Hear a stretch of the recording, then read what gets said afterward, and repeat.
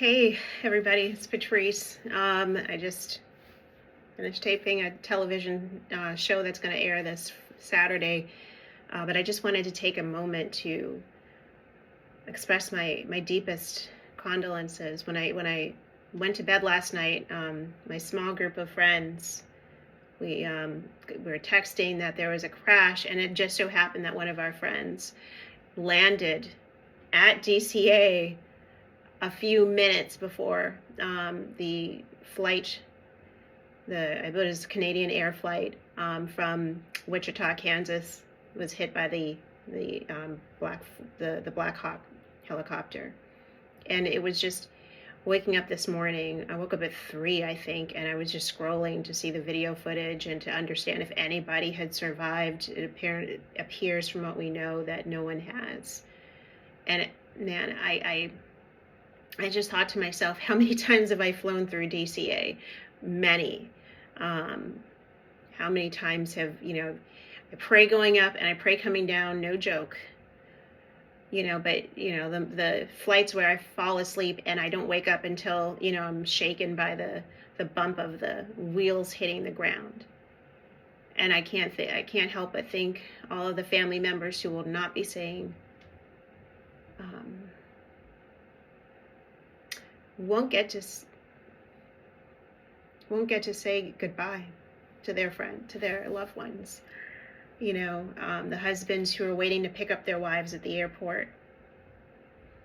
The parents whose little kids were fast asleep in their beds and won't get that good morning kiss from mommy or daddy. And that it felt like a sucker punch in the gut when I thought that, that could be any of us at any time in any moment. And it is such a reminder that the Bible reminds us that we should always be ready, but most importantly, that we need to know who Jesus is, declare that he is Lord, welcome him into our hearts and into our lives. The old saints used to call it making your election known. It's like if your eyes closed tomorrow, if you were in a sudden car crash, an airplane incident, if stray bullet, there are probably a billion ways where the next moment, the next breath could be snuffed out of our bodies. Where would you wake up on the other side of eternity?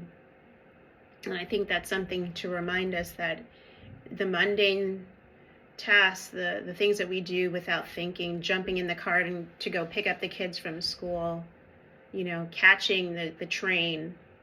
Think of the train derailment in DC. Well, it was over 10 years ago now, but how many people never get to say goodbye to their loved ones? How many loved ones didn't know that this was their last flight, this was their last car ride, this was their last train ride?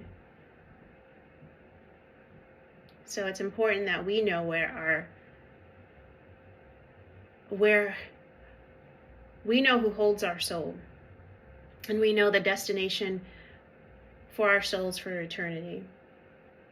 And then when it comes to our loved ones, never taking it for granted that we won't see them again.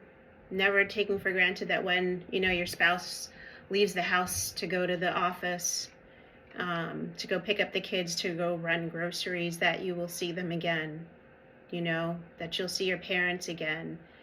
And then when you have that perspective, I think all of the fights, the disagreements, all of the things that separates us suddenly become so small.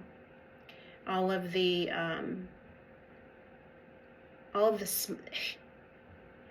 things that we allow to separate us from people become so insignificant in moments like this. Because I'm sure I can imagine how many people are living with the regret of, I wish that wasn't my last word to them. I wish that wasn't my last text message. I wish I'd picked up the phone when he or she called. I wish I made time for them. I wish I'd gone for coffee. I wish, the regrets. So my prayer, praying for the loved ones, the family members who are hoping for a miracle, and God still specializes in miracles, but also praying for those who are grieving, who are in shock, who are going to be living with the impacts of a lost loved one for the rest of their lives, and maybe you will one point probably deal with some regrets. I pray that they find peace. Peace is not an abstract idea. Peace is Jesus Christ, the Prince of Peace. The Holy Spirit is the one that comforts us. And my deepest prayer is that even out of this dark moment, that they will find comfort, peace, and even hope. That the darkness won't envelope them in pain, and that they're surrounded by love. That they're surrounded by love. All right. Give the ones you love a call, a text, a hug. Let's not take life for granted.